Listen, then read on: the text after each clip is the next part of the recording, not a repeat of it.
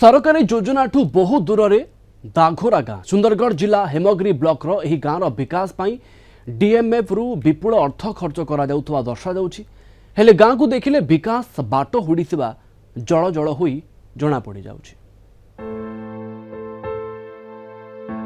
सुंदरगढ़ जिला हेमगिर ब्लॉक रो आंकेलबिरा पंचायत रो दाघोरा गाँ विकास एठारे बाट हुड़ुछि। अभिशप्त जीवन जीउछंती गाँर प्रतिटी लोक। गाँव रही प्राथमिक विद्यालय उपस्थान कम हेतु यह बंद हेबाकु बसिछि। गाँव 4 वर्ष पूर्व मोबाइल टावर निर्माण शेष होइतिले हे कार्यक्षम हेउ नाही। गाँव बहुत प्रोब्लेम अच्छे आमर बन कटा भी सफा नान माने असुविधा अच्छे पान गाधवार लगी पीबार लगी भी यहाँ बहुत असुविधा अच्छे। सब गाँव सबले है ना हमर गाँव सबले नहीं हेबा आउ आशा भी हमारा यहाँ 3 किलोमीटर दूर अच्छा ताकू भी जीवार लगी खुशामत लागसी जीवा बेले कही पारबो बेले आबे एटा परे खली न ना टिबु छे सबुतिर असुविधा पड़ी छे। मोर 4 बरस हला न एटा में भथा पैसा हेले कुदी कुदी जो छे ये हिंगिर के गली जे सने हेले काम नि बाजला वीडियो के हेले 2 थर कहली 2 थर फ्री आसली। नाना समस्या छंदी होई पड़िछंती दाघोरा ग्रामवासी।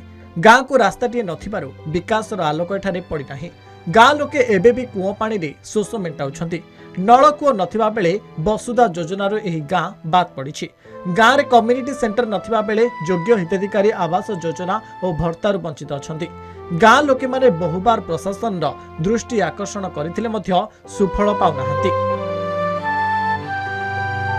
आउ हमर गाँती जेन बंद कुंटा अच्छे आज्ञा गाधवार बुड़बार लगी बहुत असुविधा है। से जेन पान गाधले हम रोग बीमार धरबा हेतकी टिके सरकार तरफ साहाय्य करते हेले बहुत कुछ हेता। हमार गाँव जेन असुविधा अच्छे सरकार आज्ञा जेन अच्छे किसी सुविधा सुविधा कर देवार नहीं आउ हमार गाँव बस्तीदार बहुत असुविधा पड़ी है। अब भोट भी नहीं जैसा बोला तार भी किसी भी सुविधा से मैंने करवार नहीं।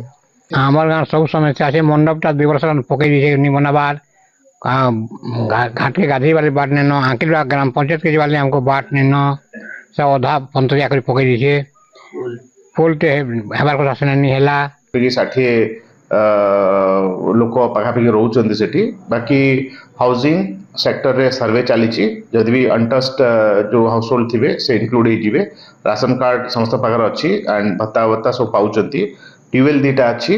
बाकी फर्दर जदि किछि समर रे किछि रिक्वायरमेंट पे पानी सुविधा ताको करा हबो। सुंदरगढ़ जिला हेमगिरी पप्पू सिंह रिपोर्ट कलिंग टीवी।